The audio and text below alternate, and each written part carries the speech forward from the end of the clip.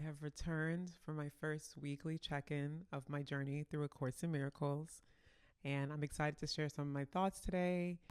I hope you're comfortable as I am whenever you're watching this. I have a cup of tea behind me, and I've done my skincare. We're going to start with lesson 1.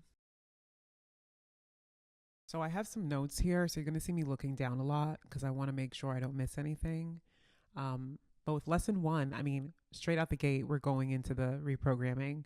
Lesson 1 was to repeat the mantra, nothing I see in this room, or replace this room for anything else, means anything. And they give you some examples of how to apply it. So they tell you, look around the room and say, look at the objects that pop up. This table doesn't mean anything. This chair doesn't mean anything. This hand does not mean anything. And one of the things they really emphasize throughout the lessons and within the chapters as well that I actually like, it's like they're trying to prevent you from adopting this as a religious practice, which I think is actually really good because, I think humans right now, especially at this point in history, maybe at every point in history, we desire ritual. It's always refreshing when I come across something that's inherently spiritual, but there's not this push on you that you like, it's like a live or die situation, that if you can't grasp this concept, or if you're not willing to apply it in a very specific way, that it's like a failure on your part. They actually suggest that for the first lesson, or for the first 3 lessons, that they shouldn't be done more than twice a day. And they suggest doing it in the morning and evening, and don't try to elongate the exercise as well. Like, it seems like they're really trying to get you to just have a thought that's new, introduce it, and then walk away from it. Lesson 2 was quite similar in that regard. The mantra they gave for lesson 2 was, I have given everything I see in this room all the meaning it has for me. And then they asked you to replace in this room with a bunch of other things like, I have given everything I see on the street all the meaning it has for me. I have given everything I see from this window all the meaning it has for me. They really emphasize, don't place value on one thing over another. So when you're doing the exercises, there seems to be a lot of, it's like there's a lot in the text that says like, hey, like, look at this and say it, look at this object and say it. But also, if there's something you look at and you don't want to say it, like, say it. Don't withhold, but also don't be so selective where it's like, I need this thing to not have meaning anymore. But as I said, there seems to be an emphasis on like, hey, whatever your eyes land on, just apply this to that and don't think too hard about it. So that's been really nice, actually, because, I'm a very A-type personality in some ways, and I'm still working through this idea that I have to do things right. But I do find it so refreshing that the lessons seem to just be like, hey, do it and then move on with your life. And then we have the last lesson, which was lesson 3. And that mantra was, I do not understand anything I see in this blank. So again, it just seems like right from the beginning, we're just heading into this space of like, I just need to see reality differently. And so far, so good. I was having some heavy feelings about heading into this month and all the things that I want to accomplish for this year. And it was kind of nice to be thinking about all that, but then have these thoughts in my head of like, well, I'm applying the meaning and the weight to all of these things. Like, maybe these things are not hard things. Maybe these things are just new. So that's a perfect segue for me to go into the chapters. And as I said last video, I misspoke when I said I would be doing a chapter a day. I meant a chapter section a day because there's so many sections in each chapter. And as I said, I want to do one section of the chapter every other day. I do like that each chapter and each section are laid out very biblically, like there are verses. So it's easy to kind of figure out which pieces you want to refer to later. And again, I think my Christian background was helpful here because ever since I was a kid, I was reading scriptures and being like, I don't like that verse, but this one's about to become my favorite. And I feel like that's very much how I'm approaching the text portion of the course. So in the introduction, what stuck out to me was actually a verse that is a lyric in a Beyonce song. And I don't know if she put this lyric in or someone on her songwriting team obviously read this book because it came out so long ago. They say in the text that this course can therefore be summed up in a very simply in this way. Nothing real can be threatened. Nothing unreal exists. And that nothing real can't be threatened. It's in All Night. Great song, a song about reconciliation and new beginnings, which I think is so fitting. So whatever songwriter used that line, kudos to you, because you got the picture, because there's so much in this book about beginnings and endings, and we're going to talk more about that in a second, but I thought that was brilliant. And I love a little omen like that when I'm reading something that I think is completely unfamiliar to me, and then I find something familiar inside of it, like something not just familiar, but like something I love. For me, I look at that as like, oh, I'm aligned. I'm on the right path with whatever energetically I'm looking to be in pursuit of. There is no order of difficulty in miracles. One is not harder or bigger than another. They are all the same. That I had to sit with. Just that's literally the first verse of the first chapter. Like, what a way to swing in. The reason this had such impact for me is because so much of my framework for what is miraculous has always been on a scale. As I said in my first video, when I was growing up, my mom was watching a lot of televangelists. And I know a lot of people that have religious parents. They've probably seen their parents watching some sort of religious leader or someone who claims that they can do miracles, or that they're seeing some pastor at a church that can do miracles. And the miracles are always placed on a scale. It's always about the scale between I got that extra $20 that I needed to this person who can't walk, this person who couldn't see, like Jesus level miracle, you know? So I like that the book is kind of starting right off the bat with this idea that there is no difference between those two things in terms of how hard it is or how big it is to have achieved it. This idea that all of the miraculous is all the same frequency, all the same level. I think that's really good to hear, especially in this time of like manifestation, this like manifestation era where everyone's trying so hard. It's like manifest. We want to do all these big things. There's just this pressure for if something feels really big that you have to kind of like work your way up towards it. So the idea that the big thing can happen just as easily as a small thing, I think is a little revolutionary when it comes to the realm of magic and manifestation. And once I thought about the verse, I realized I've already experienced this in my own life. This was a great thing to read, to make me kind of go back and reflect on my history of miracles and say like, well, was I actually putting in effort to make that thing happen, or was it going to happen anyway? And maybe I just need to get into this headspace of expecting, no matter how big or hard or difficult that thing that I'm wanting or hoping for seems, that actually it's not that big of a deal, that it only has the meaning that I assign to it. You see how it all starts to tie together? So I did like that verse 1. This next verse was so affirming, and I actually have a story that I think is proof of the truth of this. Verse 13 of section 1. Miracles are both beginnings and endings, and so they alter the temporal order. They undo the past in the present and thus release the future. I mean, there's so much in this book about time. I love the idea that miracles and time are related to one another. I have an obsession with time. I think the only other person I know whose obsession with time is equal to mine is director Christopher Nolan. And I love him for that, because every single piece of cinema that he creates is a different conversation about time. But the idea that miracles undo the past in the present and release the future, chef's kiss, okay?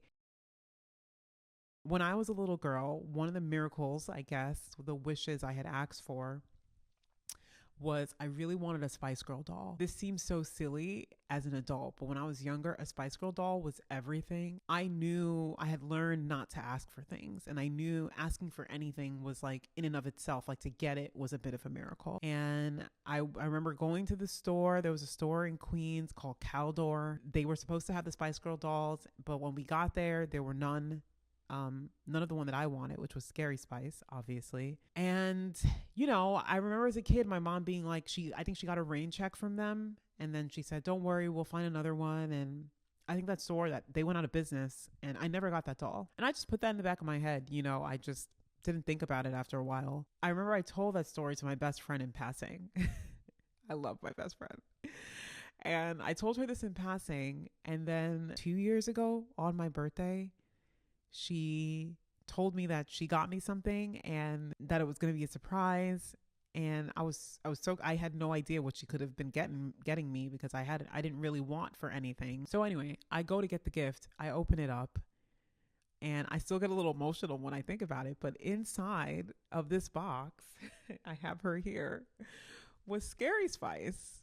That, like, it shifted something in me. Quite literally what this is saying here, that it undid the past and the present. It was like immediately my inner child was like, yes. And especially because sort of receiving this at the point of my journey where I'm at, most of my friends who are probably watching this know, like, I'm in the middle of the second round of my music career.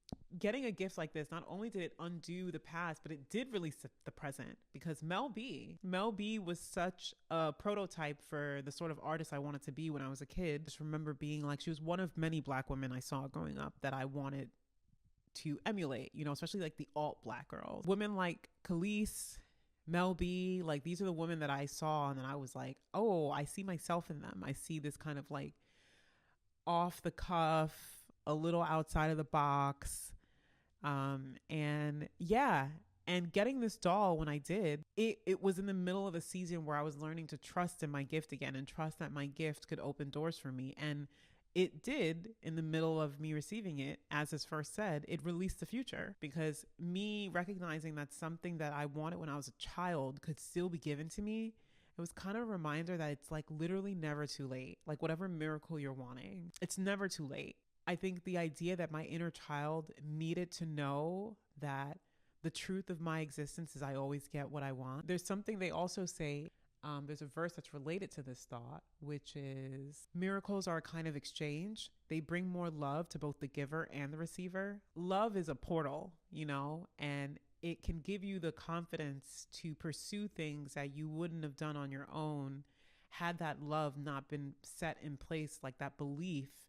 Just knowing that someone can see you in that way, it gives you a faith about your entire lived experience that I think is hard to put into words. I really appreciated that. And yeah, that's just like my little story about how verse 13 really was something that I experienced in my own life.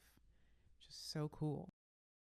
This verse, they ate down. My brain is still trying to grasp and process the truth of this, because as soon as I read it, it just felt true. Verse 15 reads, each day should be devoted to miracles. The purpose of time is to enable you to learn how to use time constructively. It is thus a teaching device and a means to an end. Time will cease when it is no longer useful in facilitating learning. I will probably be doing breakdowns about this verse for the entirety of reading this course, because that's how significant I think this verse is.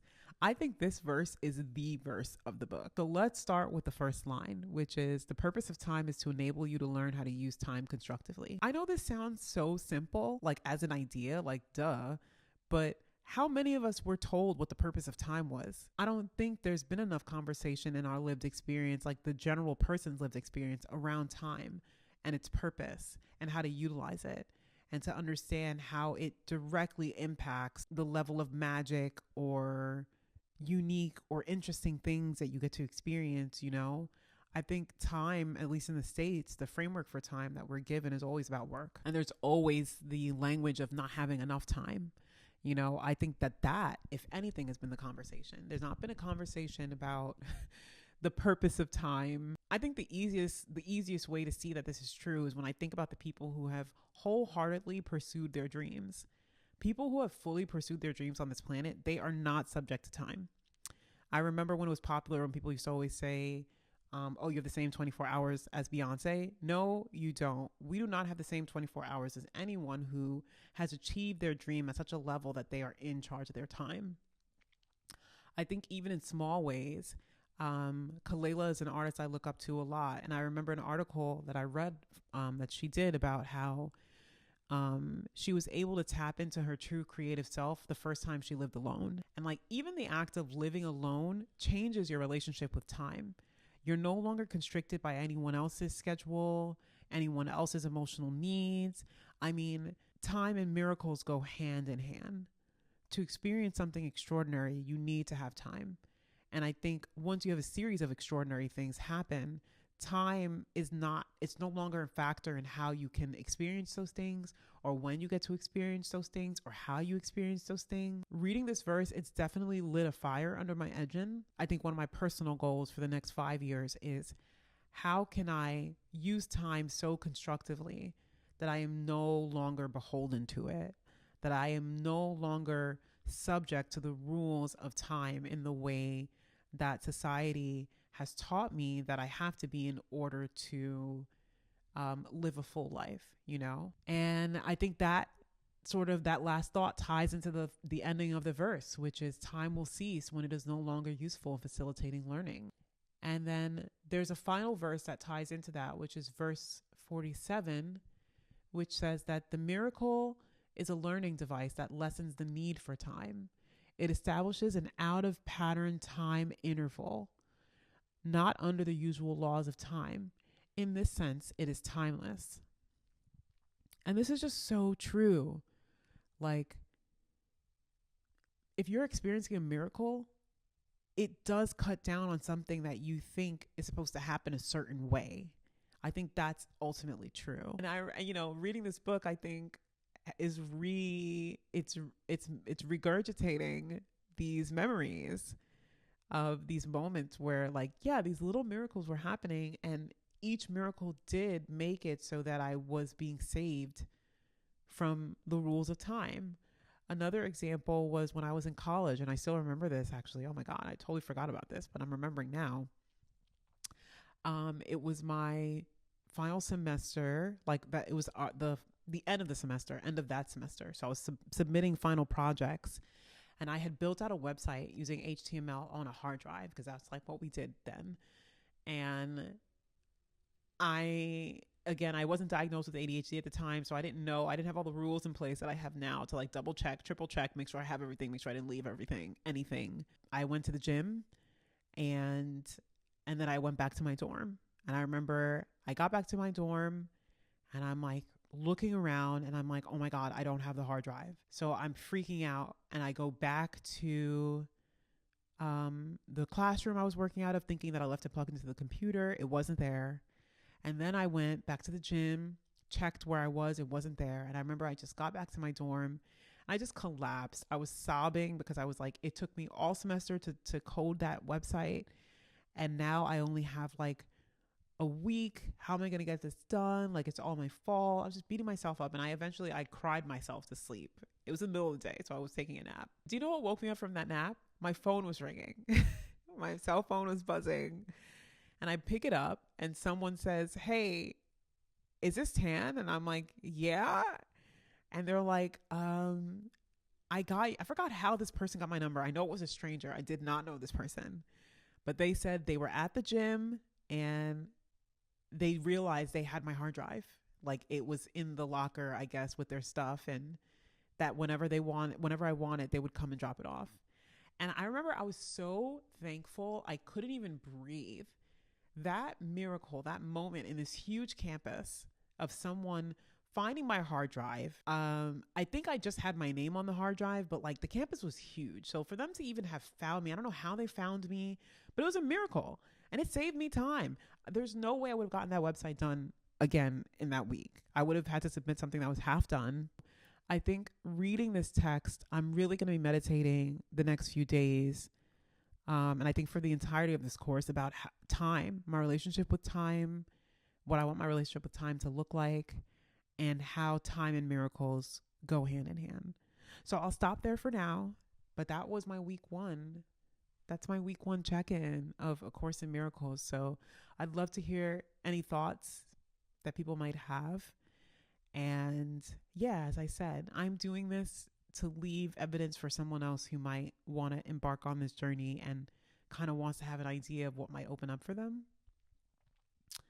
So that's it. That's all. I'll see you next Sunday for another check-in. By then I'll have way more lessons under my belt. So I might do another early check-in before then, but for now, I think weekly is a good commitment. So that's it. I hope you have a good week and I'll see you soon.